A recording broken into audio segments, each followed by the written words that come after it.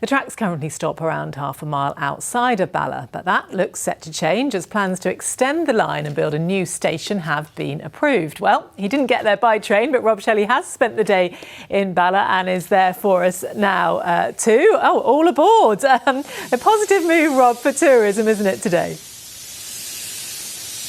Absolutely, and sorry, I was just enjoying myself far too much, Andrea, but welcome to the ITV Wales Express. This is actually a wonderful old quarry engine called Alice, and yes, she does the 4.5 miles up and down on the rather beautiful route past Bala Lake. But soon, because they've just got planning permission, the Bala Lake Railway can curve round, fill in the last half mile or so and find themselves in the middle of town. This is a railway that is finding its way to a destination. So we decided to see what people reckon. For several decades, this has been a railway in search of a destination, and Bala's been a destination just within an engine's whistle of a railway.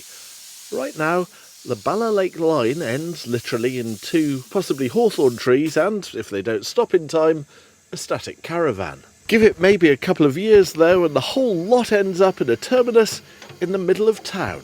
There's been a massive outburst of excitement and relief that we've got the planning.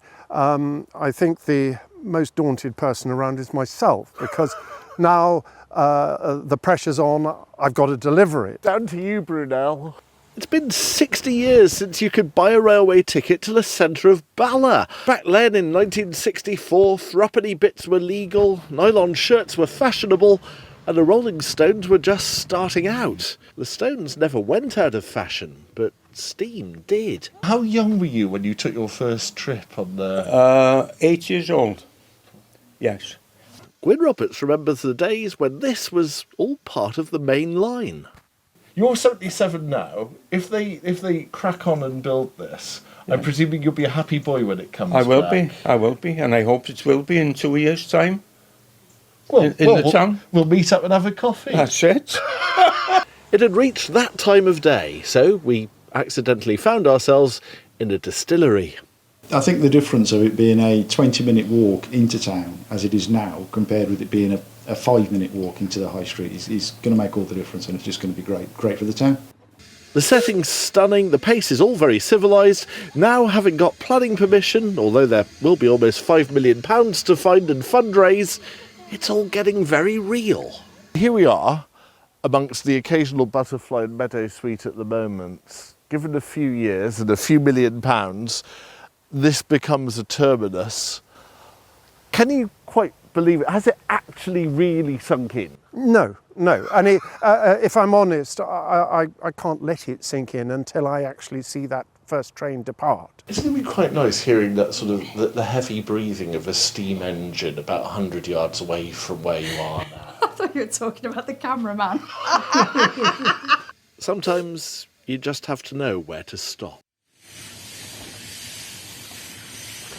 I must admit, I've probably made it sound a bit too easy. It is going to cost £5 million. They're going to have to find the money from somewhere to do that last half mile. So basically it's £2 million for the infrastructure, the things like rails, they've already bought the engines, and £2.5 million for the station, for the thing that makes Bala a destination. But the railway age has come back to town. So as we say goodbye, hit it, Dave.